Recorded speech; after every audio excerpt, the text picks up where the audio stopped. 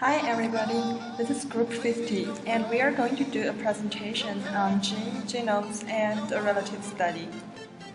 First, let's review some key terms. Hereditary information is during cell replication and division is stored in structures called chromosomes in the nucleus. Chromosomes are made of polygen. DNA are molecules that are large and complex. They carry the genetic code that determines the characteristics of a living thing. A gene is a short section of DNA. Genome describes complete DNA sequence. Surprisingly, much of the human genome does not code for proteins. Picture on the right depicts the relationship between these structures. Now let's move on to mutations. Mutations are heritable changes in genes. Mutations can be characterized into three types in terms of impacts.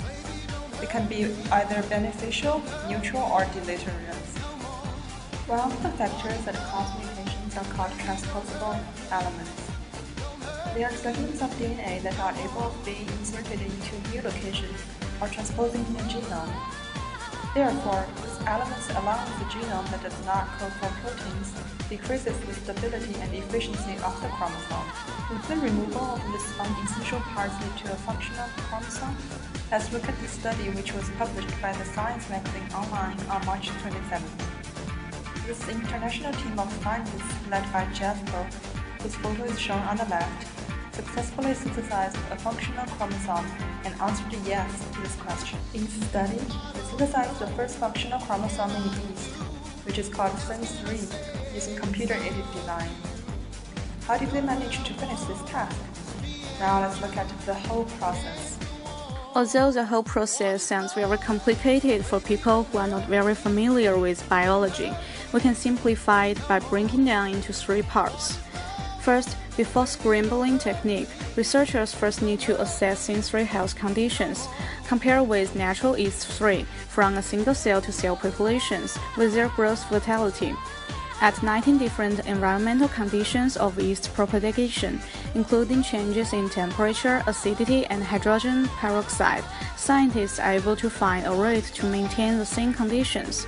Secondly, after 125 cell divisions, scientists detected SIN3 in 30 different colonial cell populations. Its genetic structure in the replication process maintains the integrity that when cell division occurs, SIN3 chromosomes loss rate is only a little higher than the natural yeast-3. Finally, the researchers succeed in converting an unpaired cell with SIN3 into paired cells, which verifies the scrambling technology. This is also a picture from the research article. Part A shows the PCR tag analysis of SIN3 strain after about 125 generations. Part B is the evaluation of the loss rate of SIN3 chromosome using a like-faker assay. No significant change in the loss frequency was observed, although the absolute loss rate value is modestly higher in SIN3. Part C shows that scramble leads to a game of mating type of behavior in SIN3 heterozygous diploids. Here we got some conclusions. The completed chromosome was remarkably normal, as one researcher said, adding that the yeast with the synthetic DNA behave almost identically to wild yeast cells.